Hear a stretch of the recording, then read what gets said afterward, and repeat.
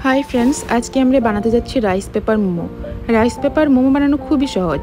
Rice পেপারের মধ্যে মশলা মাখানো সবজি বা মাংস ভরে স্টিম করে নিলেই তৈরি হয়ে যায়।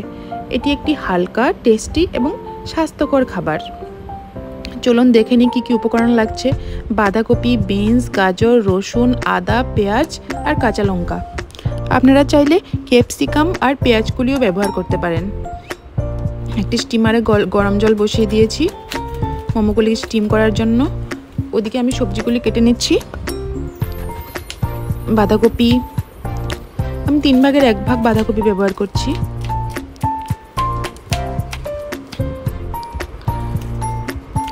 বিনস ছোট ছোট করে টুকরো করে নিচ্ছি। গাজর, সবজিগুলি কাটা হয়ে গেছে, এগুলিকে ধুয়ে নিয়ে বাকি পেঁয়াজ, রসুন, আদা সেগুলিকেও কেটে নিচ্ছি। এই মোমো মাংস দিয়েও তৈরি করা যায়। মাংস দিয়ে তৈরি করতে হলে মাংসটাকেও হাড় ছাড়িয়ে ভালো করে ধুয়ে হাড় ছাড়িয়ে ছোট ছোট টুকরো করে অথবা গ্রাইন্ড করে নিতে পারেন। গ্রাইন্ড করে প্রথমে একটু হালকা তেল দিয়ে পেপার আর লবণ দিয়ে ভেজে নেবেন। তারপর সবজিগুলির সঙ্গে আরেকবার দিয়ে কষিয়ে নিলেই হয়ে যাবে। সবজিগুলিকে একটু গ্রাইন্ড করে নিলাম। কড়াইতে একটু তেল দিয়ে তেলটা গরম হলে তার মধ্যে দিয়ে দেব রসুন, আদা, তারপর পেঁয়াজ দিয়ে দেব। পেঁয়াজটা হয়ে গেছে, এখন আমি সবজিগুলিকে দিয়ে দেব। গ্রাইন্ড করে রাখা সবজিগুলিকে দিয়ে সফট হয়ে গেলে দিয়ে দেব লবণ আর পেপার পাউডার মানে গোলমরিচের গুঁড়ো। বেশি মশলা লাগে না এই পুর বানাতে। সয়া সস দিয়ে দেব একটু। আমি না স্বাদ বাড়ানোর জন্য একটা চিজ ব্যবহার করছি, আপনারা নাও ব্যবহার করতে পারেন। আমার পুরটা তৈরি হয়ে গেছে। এদিকে স্টিমারের মধ্যে আমি একটি কলা পাতা দিয়ে দিয়েছি যাতে স্টিমারের গায়ে মোমোগুলি লেগে না যায়। এখন দেখুন আমি হাতের সাহায্যেই 2 টুকরো করে করে পেপারগুলিকে কেটে নিচ্ছি। রাইস পেপারগুলিকে ভেঙে নিলাম।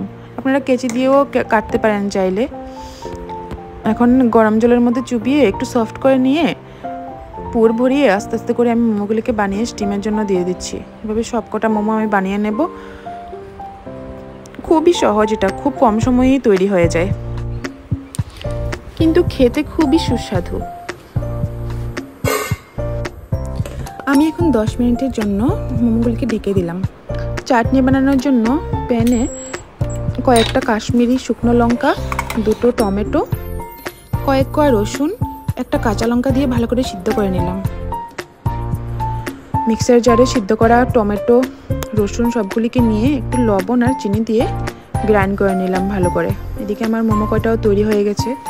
প্যানের মধ্যে একটু তেল দিয়ে তেলটা গরম হয়ে গেলে তার মধ্যে কয়েকটু রসুন দিয়ে রসুনটা ভাজা ভাজা হয়ে গেলে গ্রাইন্ড করে রাখা টমেটোর পিউরিটা দিয়ে দিচ্ছি।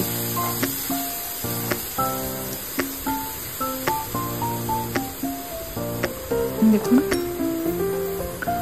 2 মিনিট কুক করলেই হয়ে যাবে। আমার চাটনি রেডি, মোমো রেডি।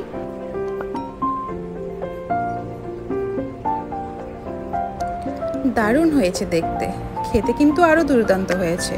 আপনারা অবশ্যই একবার বাড়িতে ট্রাই করে দেখবেন আর আমাকে জানাবেন কেমন হয়েছে। Thanks for watching. Please subscribe, like and share.